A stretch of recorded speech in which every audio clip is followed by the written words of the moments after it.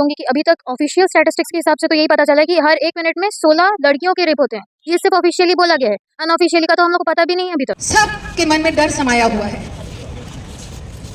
बेटी पैदा होते ही माँ को डर लगने लगता है। करने वाली पीजी की लड़की, उसका रेप हुआ, और रेप किसने किया? डीम्ड यूनिवर्सिटी के डीन के बेटे ने।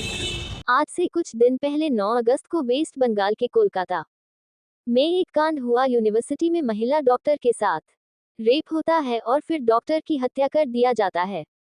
कोलकाता में हुई महिला डॉक्टर के साथ दरिंदगी और देश भर के अलग अलग राज्यों में बहन बेटियों पर हो रहे अत्याचार के विरोध में आज भिलाई शहर के लोग एकजुट हुए। भिलाई के सिविक सेंटर के अर्जुन रथ पार्क में न्याय की मांग करते हुए महिलाओं ने कहा कि बेटियों के साथ दुष्कर्म करने वालों को फांसी की बजाय ऐसी सजा देनी चाहिए जिससे वह उन घटनाओं को महसूस कर सके जो उसने एक बेटी को दी है। इस दौरान महिलाओं ने कहा कि अच्छे संस्कारों की कमी से समाज में अपराध बढ़ रहा है। ऐसे में ये सभी की जिम्मेदारी है कि जितने संस्कार हम बेटियों को दे रहे हैं उतने ही संस्कार बेटों को दे ताकि वे किसी और की बहन बेटियों की इज्जत कर सकें।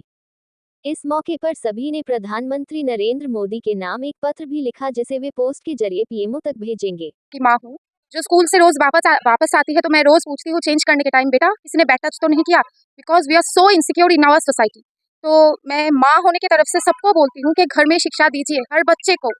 हर घर में ना बच्चे को देखना चाहिए कि पापा भी माँ को रिस्पेक्ट दे रहे हैं। अगर घर में देखते हैं कि पिता माता को रिस्पेक्ट दे रहे हैं तो वो भी वही घर के बच्चे लड़का बाहर जाके हर एक लड़की को इज्जत देगी। बेटी तो नहीं है लेकिन मेरा एक बेटा है। वो ये टैगलाइन होता है कि बेटी बचाओ, बेटी पढ़ाओ, बेटी बचाओ, लेकिन मैं ये बोलती हूँ कि बेटा पढ़ाओ बेटी बचाओ। क्योंकि अगर हम बेटे को शिक्षित नहीं करें, बेटे को हम ये ना समझाएं कि बेटी की रिस्पेक्ट, लड़कियों की रिस्पेक्ट करनी चाहिए। चाहे ये सब लोग बोलते हैं कि छोटे कपड़े नहीं पहनने चाहिए, आप मतलब लोग लड़कियों को दोष देते हैं कि लड़की छोटी कपड़े पहनी होगी इसलिए, लेकिन ये तो एक डॉक्टर है जो सेवियर है, जो सबकी रक्षा करती है। आज उसके साथ ऐसा क्यों हुआ है? और मैं ये चाहती हूँ कि पुलिस और ये सब के हवाले ना करे जबकि लोगों के हवाले करे और उनको वैसे ही तड़पा के मारे जैसे उन्होंने उस लड़की के साथ किया है। बस मैं जिस लड़की को उन लोगों ने इतनी दर्दनाक मौत से मारा है उन लोगों के साथ सिर्फ इतनी ही सजा, क्योंकि उन लोगों को सिर्फ फांसी पर लटका दो। क्यों ऐसा होना चाहिए? उन लोगों को भी उतना ही दर्द सहना होगा जितना उस लड़की ने सहा था। क्यों हर एक लड़की को बोला जाएगा कि तुम इतने से कपड़े क्यों पहन के घूम रही हो? क्यों लड़कियां रात को नहीं घूम सकती हैं? क्यों लड़कियों को हमेशा क्यों लड़कियों के ऊपर ही सवाल उठेंगे? क्यों विक्टिम को सवाल किया जाएगा? जिसने ये इतना बड़ा काम किया है उसके ऊपर कोई क्यों सवाल नहीं करता है?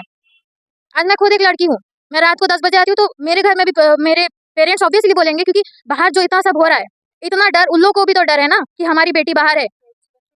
क्यों हमारी कंट्री इतनी सेफ नहीं है? क्यों हमारे कंट्री में इतने सारे रेप केसेस हो रहे हैं? हमारी इंडियन लॉ क्या कर रही है यहाँ पे? इंडियन लॉज में क्यों अमेंडमेंट्स नहीं आ रहे इस जगह पे?